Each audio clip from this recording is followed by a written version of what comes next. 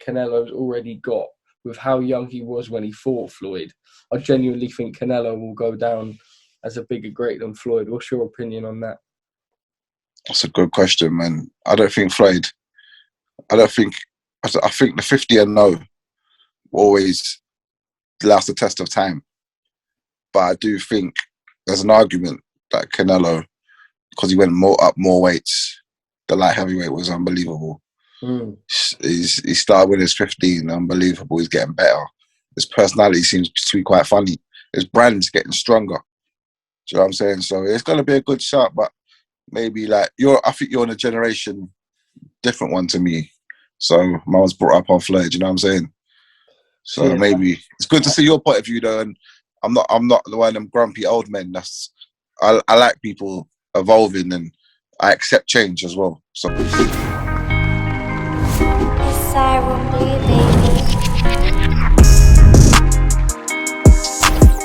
welcome back to the Saved by the Bell Boxing podcast with myself, CP, Charlie Parsons, and my co-host, talented MC, Mr. Grime MC, a podcast where we talk about boxing, shit talk, fun, all sorts, man. I mean, we had the Logan Paul Floyd stuff last week. That got a few likes. I'll tell you what, quick shout out now. Boxing Barry, bruv. Number 1. I want you to follow me. Right. Boxing Barry, big up, you get me? Because I don't know who you are, but I know you got my notifications on, and it's love. So shout out to Boxing Barry, brother. An icon. Yeah, Boxing Barry. I know you're listening to this. I want that. That's not. I'm taking a mick boxing, bro. We appreciate what you do, yeah, man. No, big time, bro. It's love. Shout out on your feed, bro. That's helpful, big time. Yeah. Big up, man. Right. Quick reflection. Floyd Mayweather against Logan Paul, bro. I'm not gonna lie to you. I didn't watch it. I was lying in bed. I watched the Jarrett Hurd fight and then I fell asleep. I can't hack them like the late fight nights at the Yeah. More. I think that's the one time as a boxing fan where you can get away with like not watching a fight. Do you know what I mean? Yeah. Well, I didn't watch it either.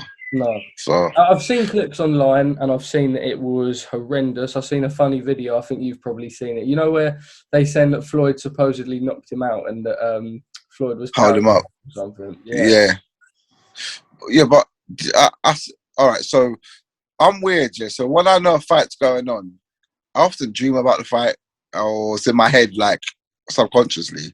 And I thought I can't wait to wake up and check Twitter and Floyd knocking him out in one round. That's what I thought. Yeah. So when I saw it went 8 rounds, bruv, I was like, oh mate, has Floyd got old overnight? Well, not overnight, but is 44? Like lost most of his powers, or is Logan Paul actually good? I don't know. Or did we get robbed? We did say last episode we thought that they sort of should have made his exit from the sport if he's not doing a real thing, and that we respect that he's making money, but it's almost like at what point does it stop? He spoke about that potentially being the last time that he was ever in the ring. Do we think that's a good thing, or do you know what I mean? Should he get back in the ring? Nah. Do you know what? But you know why I think he does it? Because I don't think like Floyd gets the respect he deserves, man. I feel like he's not liked by. I think Canelo's got more fans than Floyd. If you know, like fans, people that like will love him. Floyd has a lot of people that hate him, man. I think he's always trying to prove a point, man, that he can get this money and really his boxing etiquette is just to this world, and to the new people that see them box, they ain't gonna have a look at him like me or you might look at him. So it's a bit of a shame in some ways as well. I think, see, even I am like almost one of those guys that like I genuinely think, and I this is actually something that like a few people, I think it's like a 50-50 thing. I mean, people, they can say if I'm wrong in this, but I honestly think that when Canelo retires, I think that, and don't get me wrong, no disrespect on Floyd Mayweather, he is an all-time great. But I think with the resume that Canelo's already got, with how young he was when he fought Floyd, I genuinely think Canelo will go down as a bigger great than Floyd. What's your opinion on that? That's a good question, man. I think the 50-0 always lasts the test of time. But I do think there's an argument that Canelo, because he went more weights. The light heavyweight was unbelievable. He started when he was 15, unbelievable. He's getting better. His personality seems to be quite funny. His brand's getting stronger. Do you know what I'm saying? So it's going to be a good shot, but maybe like I think you're in a generation different one to me. So I was brought up on Floyd, you know what I'm saying? So Yeah. maybe it's good to see your point of view though, and I'm not the one of them grumpy old men. I like people evolving, and I accept change as well. So I get Canelo argument as well. I think that's probably the thing for me, and he's my I tell you what, I genuinely didn't like him after on my old account on Twitter. You would have seen tweets of mine where I was never Canelo's biggest fan. Don't get me wrong, I respect him. Yeah. You know, when he got done for Peds and everything, but it's almost like you sort of have to. It sounds bad, but you almost sort of have to turn a blind eye on that now, bro. Because man. So it's the way he's come back. He ain't tested positive again, and bro, going up to 175 and doing that, Mazza, and then. But I still think he does steads though, because the way he grew a chin overnight, not overnight, but he takes a punch so well, man. Like, you taking Golovkin's bangs not moving an inch. It don't make sense to me. But maybe who am I? I'm just putting the fishing rod in the sea, bro. I'll tell you what, we'll do that Peds episode though, because there are so many things. Yeah. And I know that there'll be people that are interested in listening to that, because I know big time there'll be so many people that are interested into that sort of thing, because I won't say it on camera, but some of the stuff I've heard from people in the game about Peds, and you hear it all the time. When footballers retire, for example, there's footballers on record that have said everyone's on something. So it's interesting. It's the elephant in the room, right? So we have to leave that for the episode. But Canelo, love him, man. Can't wait to see him fight next. Well, I want him to get the Caleb fight out of the way, though, man. And but I don't even want to see him fight Bivol either, man. Like, cause I think it win both of them. I want the proper elite matchmaker fight with Canelo, man. I can't wait to see it either. Right. Let's talk fight camp today. Yeah. On Twitter. Yeah. We've seen. Yes. Get my phone up now, as I've got the picture just here for everyone seeing. That is a guy who was on the train with Mr. Eddie Hearn. I believe it was today. And Eddie Hearn had his book open and he was talking fight camp. I've got the fights here. Interesting way for some fights to be leaked through a guy taking a photo with Eddie Hearn. I'll tell you what. Bro, it's set up, man. That's not it. I'm telling you, Charlie. Well, what a lot of people were saying online, and you've now said it yourself, him to have a book open with those fights, it does seem a little bit... Come on, man. Eddie's smarter than that, bro. Like, why would the book be in the photo? When if I was taking a picture of you, I would put the book in there, bro. But the reception has been really good. And do you not think that now, if that's not the actual thing, by how well it's done online? I mean, people are saying Boazzi Bolotniks is as a fight. And now, if Eddie Hearn goes back, it's almost going to be like, shit, that ain't worked. Yeah. Nah. It's great promo. Eddie knows what he's doing, bro. Like, Eddie knows where that book's open. He would have closed it, like, fight camp. And do you think it's written on a pen and pad? Bro, them things get typed up, man. You know what I'm saying? Like, yeah, man. It's something was like, board him on the train to Newcastle, bro. You got a lot of time to kill, yeah? So, but let's see what's the potential fights. I didn't really see all of them. What was on there? Well, let's talk through. We've got week 1, which is being headlined by Conor Benn, and he is fighting Granados. Now, I did a little check on... I don't know Granados. No, I mean, you're not wrong in not really knowing who he is, and I don't think many people listening will know who he is. I did a little box rec check. He's fought a few US guys. I think he got stopped by Jesse Vargas or something, if I'm correct. I mean, and then Connor's strong favourite already. Yeah, so, and I think he's got a few losses. I don't even think he's rated in the top 50. You can't take too much notice of box rec, but I think if he was like a special guy, we would probably know his name. You think it's almost like I wouldn't say step in the lower direction, because this guy has been in with some decent level opposition, but do you think maybe going from his last fight to this fight, it's a bit of like he's just moving horizontally, like it's not, I mean, don't get me wrong, he's been stepping up loads big time, so it's almost like, okay, Conor, I think you deserve have an easy one. Yes, But do you think that's maybe sort of the plan for it? I mean, Conor clearly has the attraction of the public eye now. What people are calling him the next pay-per-view star. So, do you Yeah, I reckon? believe so. I think we could do a bit better. Like maybe like McKinson or something like that. You know what I'm saying? Like that makes sense to me. Or Chris That's a good Congo. Or fight. just. I think you're on that level, man. You don't want to go back down. Conor Benn's the real deal. I think a British fight would have been good. A nice little British scrap, yeah, either or like Congo would have been good, or obviously McKinson, someone like that. But McKinson, was he? Did you see his name on there? I didn't see it actually. No, and I'm surprised, but my friend actually, this is shout out Chris because I know he'll be listening to this. He's from Portsmouth, one of the only Portsmouth fans that I can stand, and he said that he's seen McKinson out the other night, and I think around about August 25, if I'm not wrong. McKinson said, but no opponent confirmed or so. But I'll tell you what, Okay, as it pains me to say this as a Southampton fan, McKinson is some boy. I like him. I think he's I special. like him, man. He's sick. I think he's sick. Like I'm a big Chris Congo fan because the way he carries himself as well. He's a nice geezer, man. Like proper sound guy.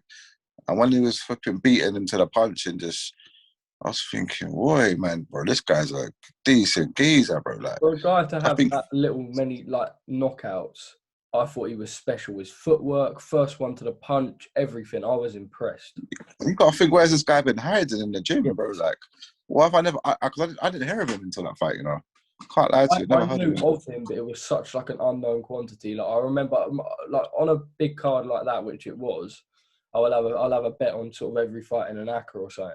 I literally, Yeah, I had no clue for that one. The odds were close, but it was because I knew Congo's name more. Brother, he impressed me big time. he's good, and he's nippy, he's in and out, and he like. I like that style, man. That's probably my favorite style of boxing, like the Billy Joe Saunders sort of style, the slick in and out, man. I like him, man. I like him, and it's good. Like I think he can sell at Fratton Park, bro. His work looks like his hometown's all behind him, man. So fair play to him, man. Rest of this, we've got Shannon Courtney Yeah. rematch against Rachel Ball. Yes. To Don't do that, Courtney. Don't do that, Courtney. Trust me. Rachel Ball's got our number, bro. I don't want to throw Courtney under the bus, but I've seen the first fight, bro. She's way too tall, way too dank. Rachel Ball's got our number, bro. And Rachel Ball's part-time as well. I'll tell you what I like about Rachel Ball. This is just on a side note thing, but if anyone who's listening to this doesn't know, and you might not even know this yourself, but you know she's like a full-time dementia carer. Yes. And yes. I just think how sick is that? Like, one, I think that she shouldn't have to, given that she's an interim WBC champion. However, Yes. to be a dementia carer and then go and box man up like she did, I thought fair play. Yeah, bro. I thought she won that pretty comfy as well, man. So I just don't think. I spoke about Oscar. I spoke to Oscar about this when we were in Siren, and the only thing is, I know she's been suffering with long COVID, and I'm slightly. Oh yeah, she got ill. Yeah, I did hear. And I remember seeing something of hers where she was really struggling, and she's had to go into private thing or whatever to try and get sorted. I hope it's not, because obviously Ball isn't with Matchroom, Courtney is. So I really hope it's not one of those ones where they've said, "Oh, it's now or never if you want that fight." And obviously Rachel Ball's going to want it because if she wins, that's her career sorted. Yeah. I hope it's not sort of like thrown in without sort of right prep. Fowler doesn't have an opponent on this sheet, and we're seeing that a lot with Anthony Fowler. No, but he's been ordered to fight Egerton, right? Well, yes, but he was that is true. That's what they've said today. However, on this fight camp sheet, if it's correct, no opponent. I imagine if he fights Egerton, it's not going to be on that undercard. Surely Fowler. I reckon. No, I think they'll make that a main event because they made Cheeseman. It is a main event. It is a main event, to be fair. Especially on fight camp. Yeah, I think that could be a main event on fight camp. Bro,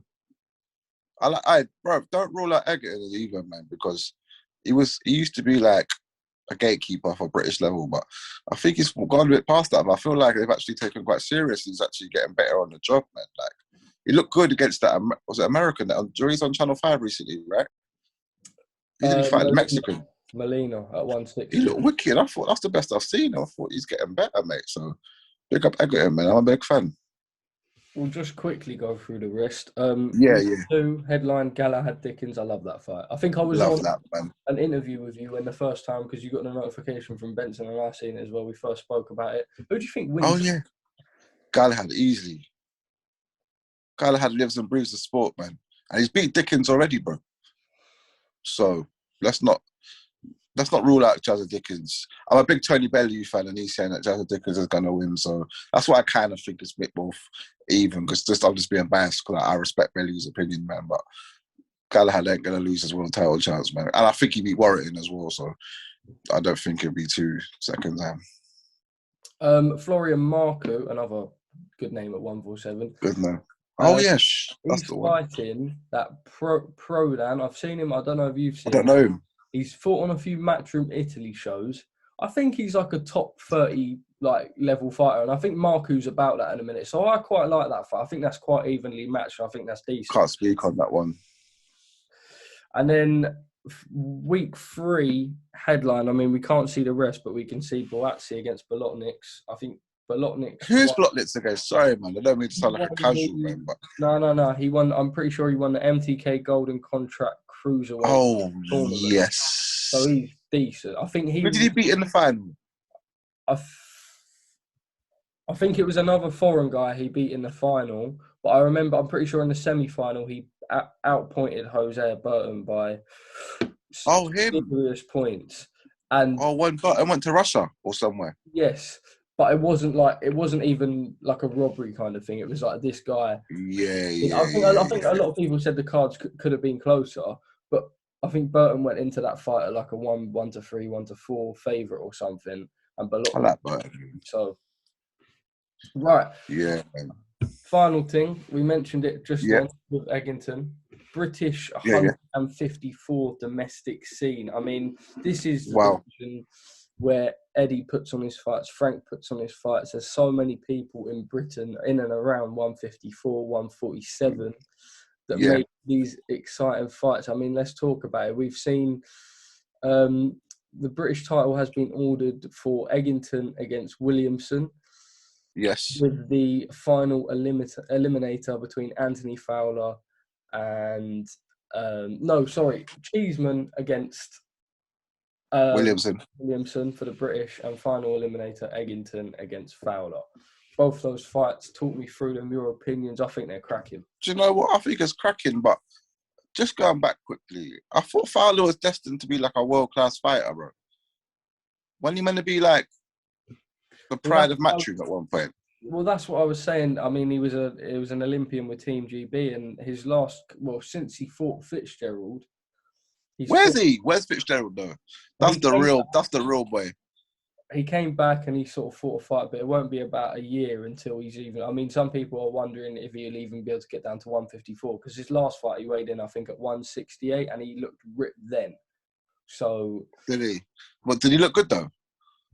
It was the first fight on. It was the Facebook fight, so I didn't catch it. He just outpointed him, I believe. But I think it's nice for him to be back in the ring, even if he doesn't come back to full strength. Yeah. It's bigger than boxing. What he went. But what we got left, let's. I think Cheeseman best be careful, because that boy's a puncher, you know. That Williamson can punch, bro. I see him knock man out on a BT card this last fight. He looked good, man. He looked really good. What do you reckon? You know what? With Cheeseman, I think he's one of them ones that you just can never rule out, bro, because what he took... He took a draw against Kieran Conway and then 2 losses. He won that, though. Yeah. It was close. It was close. I tell you what. What I find mad is every fight that he's in, enough respect to the guy, because... Life and death, bro. Cheeseman is a promoter's dream.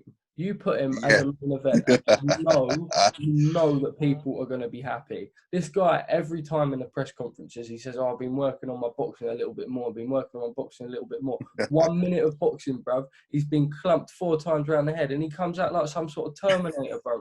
In his last fight, he was outstanding.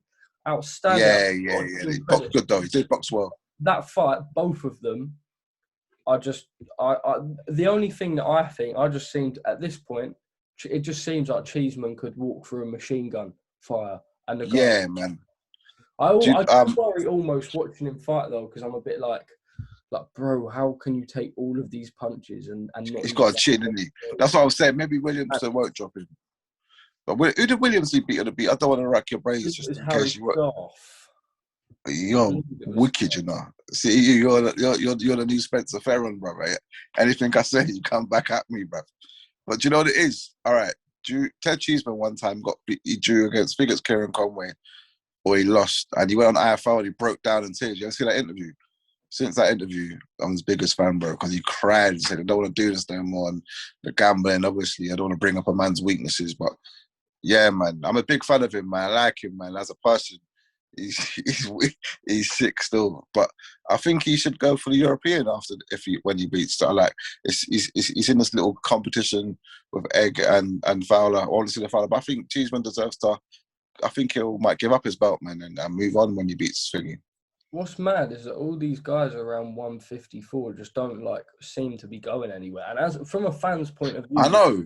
From a fan's point of view, that is absolutely perfect. But it's almost like if that was potentially you or I in that situation. I mean, don't get me wrong, the fights at 154 are outstanding. But even if you potentially look at the world rankings a little bit more, maybe some of them guys should have contested that. But then again, I say that British title has had so many owners after the last couple of years. Yeah, but I don't know. I feel like one of them needs to go. But you know who it might be? Josh Kelly, bro. I heard that Josh Kelly might be going 154. He's the one that might. I don't know if I'm. You know what? I would love to see him prove me wrong, because he went in as a favourite against Avanesian, and I think he's a problem, though, man. Yeah, Avanesian's good. And I think, okay, maybe he was sort of weight drain, that kind of thing. I don't know. I think we never, after that Ray Robinson fight, I think we never really saw his best. And I think if he could come back at 154 and get himself in those names and look good, then we've got another special talent. Because naturally, he's like one of the most gifted ones. He's got all that amateur pedigree, hasn't he? Yeah, maybe it's not for the pro ranks though. Do you know what I mean? Yes. Maybe. Yeah. It's a shame though, because I like that style. I'm a big admirer. That's a box. He's a true boxer, bro. But someone can rough him up, bro. If you can take him past round 4 and 5, he's panting his lights out, bro. The last thing, talk about. Yeah, sorry. That's all right. That's all good. Talk about 147, 154. It just came to my mind now. It's not something I wrote down. It's not something that we said that we'd talk about. It's a fight that I really don't like and I don't want to see. But seeing an announcement potentially soon. Chris Eubank Jr. against Kell Brook. Kell Brook moving up. Oh, man, don't lie. Is that happening? Well, supposedly, that's what a lot of the reports are saying. I'm not don't do it, man. Do you know what it is with that? I promise you, bro. Chris Eubanks wouldn't even get legged. I love on Kell Brook in his prime, bro. I think that's the argument, isn't it? It's almost like Brook can retire now. Don't do it, mate. But at this point where he is now... Don't do it. Because Chris Eubank, I don't want Brook to go out like DeGale, man. Because trust me, DeGale in his prime gave Eubank a bad day, bro. I don't want to fight, man, at the tail end of it. Brook believes he can do it, but against Crawford, bro, I was so stupid. Thought Brook was going to win, bro. I'm not going to lie to you, but I shouldn't be admitting these things on camera. No. Because I was a lot of people, but I think this is, I'll say this quickly. I think this is sort of a problem in England, potentially. And don't get me wrong, it's never wrong to have faith, bruv. Look at me, I'm donning the England shirt here. I want us to win the Euros. However, I really don't think we are. And I think there is a big thing in British bias, because we think we're going to blitz the Euros, even though Southgate plays 5 at the back with 2 DM. We always think that these fighters who are huge underdogs are going to go to the US. Yeah, I hear I'm guilty of it myself. Do you know what I mean? And we're all guilty of it. We all seem to think that they're going to go abroad and do it. Do you think that British bias sort of gets in the way as fans too much? Because we see a fight like Brook and Crawford, and realistically, that shouldn't have even been made. No, but I didn't understand how good Crawford was. I was late, man. the technical. Because Brooks, you see Brooke, bro. No one that's not elite's ever beat him, bro. Do you know what I'm saying? Like only Spence, Golovkin. What? That's two men. That's calm. He's right. He beat Sean Porter, bro. I thought, yeah, bro. But if you man beats him, it'll get to you, man. Because I see you stealing these wins off man. That's at 36, 30. Nah, man. Don't do it, bro, man. Go sail off in the sunset, bro. With Eubank, it's almost like every time he fights, just because of the name, you're almost like a little bit excited, and then you're almost always. No, but do you know what it is though? I like him, but I don't like the way you talk about boxers, bro. When you ain't done nothing yourself, you haven't got a world title, but you're talking about Billy Joe Saunders, bro, and it's just cheap. It's cheap, bro. Yeah, man. I don't know, man. I think he's a good boxer. I think he's got a good trainer. I think he's got a good engine, and I think, yeah, you're good, man. But when Groves beat you, I gave up with you, bro, because when Prince Nassim done that thing on him, it was over from there, bro. That's his biggest defeat, Prince Nassim, bro. Trust me. What, that clip on Yeah. That's his biggest defeat, bro. Trust me, bro. Put that on his record as well. Right, Sickers, episode 2. That's a wrap, my brother. Message to the millions watching. Yes, message, yeah. Yeah, drop him a message to the millions watching on the spot. Listen, as long as boxing Barry's here, but keep tuned. You got Charlie Parsons next up. We'll still be talking boxing. We'll be the only ones doing it for the Euros. Sickers. Yeah. Nice one, bro.